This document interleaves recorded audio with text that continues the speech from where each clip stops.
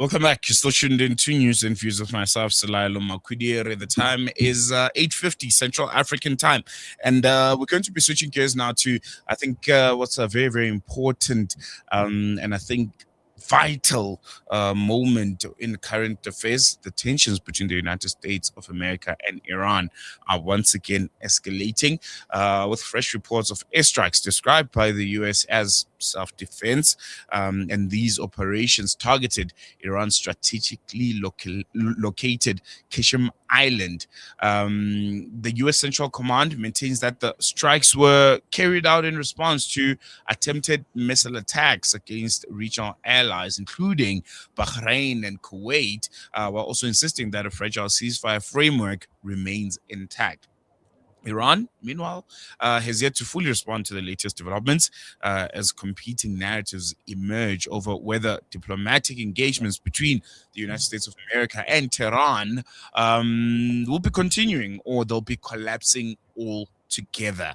And I think this is the most critical part, because that's where at the center of it all, of this escalation, is the, as I mentioned, the Qeshm Island, the largest island in the Persian Gulf, positioned at the mouth of the Strait of Hormuz, which I think by now we all know strategically and geographically where it's positioned, and how it is one of the most critical energy corridors in the world. And through this narrow passage flows, I think, a significant portion of global oil and gas supplies, and it has been marked as a strategic pressure point in any regional confrontation. So we'll be having, I think, a really, really interesting conversation around Qeshm Island, why it has become increasingly vital, and also the state of negotiations and what conversations are being had between the United States of America and Iran. And we'll be doing that with Osaka-based international human rights and humanitarian lawyer, Professor Saul Takahashi, who'll be providing insight for us. Prof, thank you so much for joining us. Welcome to News and Views. I really appreciate you giving us your time. Thank you. Thanks very much for the opportunity.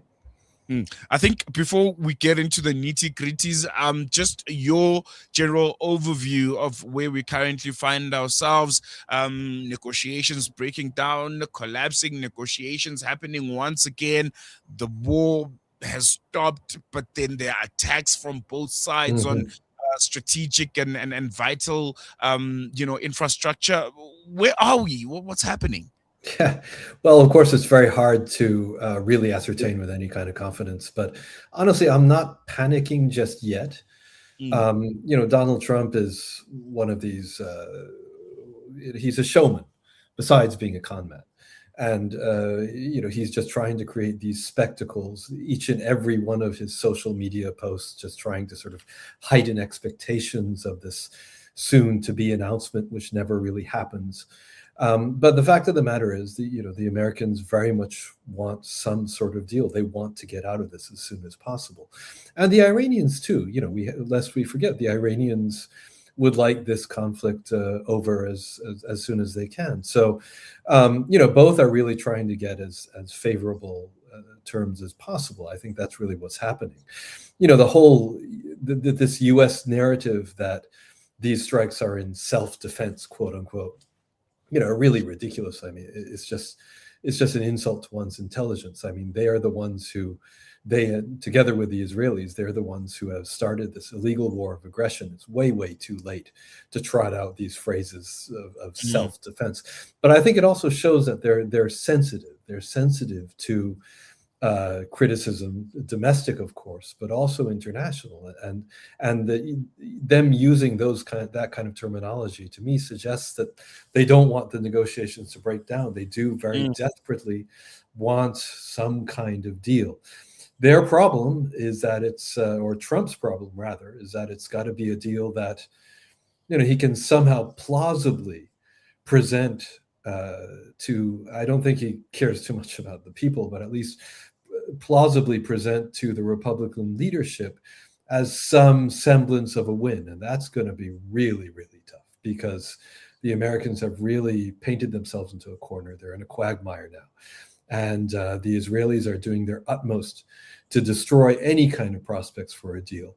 And just Trump seems pretty much powerless in the face of Israel. I mean, it's, Clinton's famous for, after his meeting with Netanyahu, coming back and, screaming, saying, which one is the superpower here? Mm, And, you really get the same sense, which one is the vassal state here? I mean, the mm. United States really seems like a vassal state of Israel. And it's mind boggling to see this. Mm, mm, mm, mm. I want to focus on what is fast becoming something that's very, very strategic. We've been hearing about the Strait of Hormuz for some time now, but there's Qeshm Island. I'm not sure if I'm even pronouncing it correctly. What do we know about it? What is the strategic importance of this island, and why does it matter so much in this context when it comes to global geopolitics? Well, it's strategically located geographically, as is, in terms of the whole Strait of Hormuz. The Strait of Hormuz sort of goes up like this in a sort of mountain-like shape. And, Qeshm Island is really, smack there. So it's Mm, strategically located. The strait itself is very, very narrow regardless. So, it's not like it's not like the island itself really, makes the grade. But it has been, apparently it has been, fortified, and there are a lot of military installations there precisely because of its very strategic location. And there was some talk sort of early on in the illegal war of aggression of the Americans doing a full-blown invasion of the island and trying to take it. But they haven't done that, and I mean, it's very difficult to see them.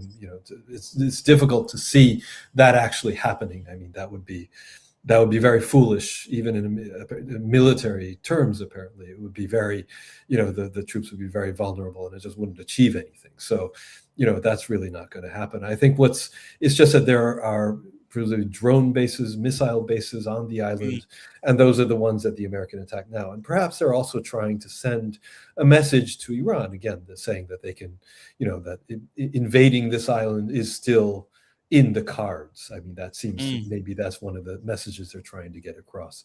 But look, the Iranians have, they've prepared for this for many, many years. I mean, decades. And this is their existential conflict. This is their existential battle, as so many commentators have said. And they're very strategic, and they're very smart negotiators. So they're not going to be tricked by this, I think. mm, mm, mm. I want to come back to the negotiations conversations, because there was something that U.S. Secretary of State Marco Rubio mentioned. I think it was last night, or early afternoon, or late afternoon rather.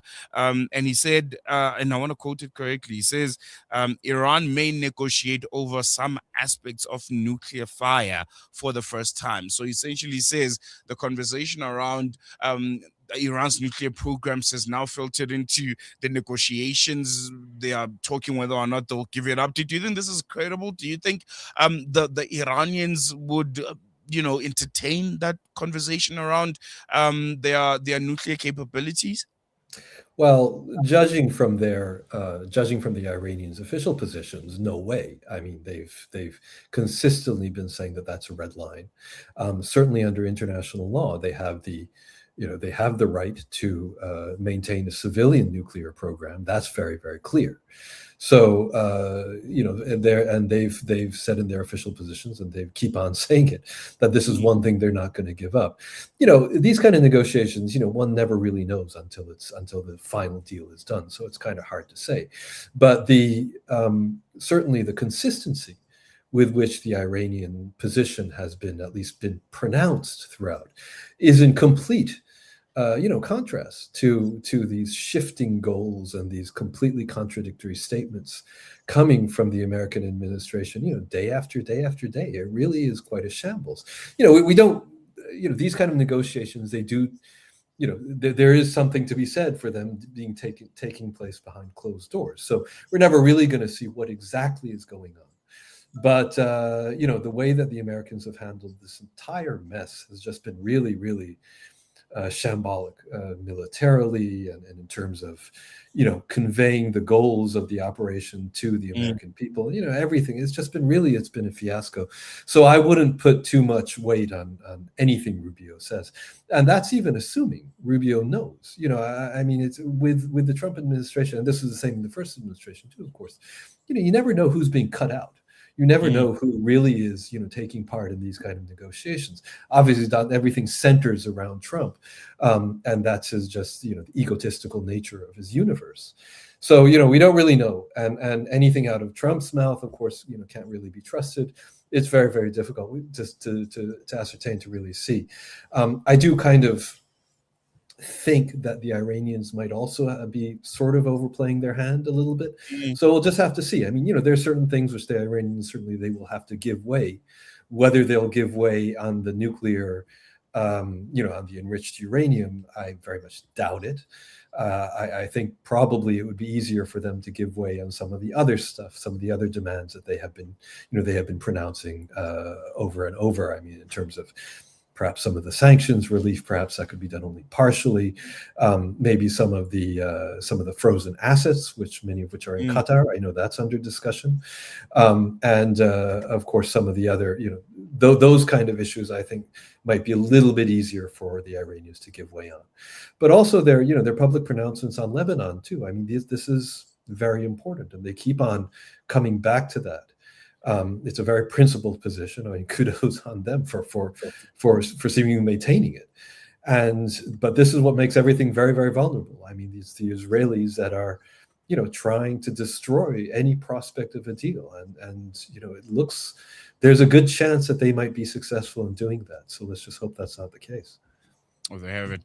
Prof. Takahashi, thank you so much for joining us. Always a pleasure having you on the show. Really appreciate it. Thank you. There you go. That's Professor Saul Takahashi helping us unpack, I think most importantly, the strategic significance of Qeshm Island and what the latest developments around the US-Israeli war on Iran, where we currently find ourselves, and tensions and global energy security, and how all of us are affected by this. Concerning times. There's no way forward in this. It's ongoing. It's continuous talks. Even Trump came out yesterday and said, and I quote, "You never know where these negotiations could go. Even I don't know." It's from Donald Trump. So yeah, I think we all wait with bated breath to see if we'll get an announcement of the official ending of this war and the negotiations between the two parties. Who gave up what and why? We'll be following those developments quite closely. Otherwise, we can take a quick break. We'll be back with you after this. Rejuvenating media day by day.